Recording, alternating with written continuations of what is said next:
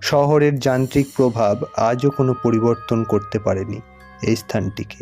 এবার আসা যাক মন্দিরের কথায়। মন্দির বলতে একটি খড়ের চালাঘর, যার মেঝেটি আজও মাটির। কিছুটা নিচে রয়েছে এই বিগ্রহটি, যার একদিকে শিবলিঙ্গ এবং অপরদিকে একটি গর্ত। মন্দিরের এক সেবায়েত জানালেন, আনুমানিক 600 বছর আগে এই অঞ্চল ছিল ঘন জঙ্গলে ঢাকা। সেই জঙ্গলে ছিল একটি উইয়ের ঢিপি।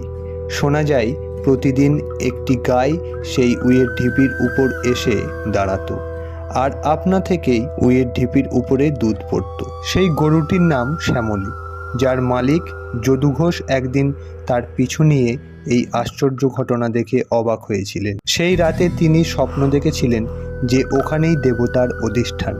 পরদিন সেখানে খোঁড়াখুঁড়িও শুরু হয়ে যায় এবং অলৌকিকভাবে সেই স্বপ্ন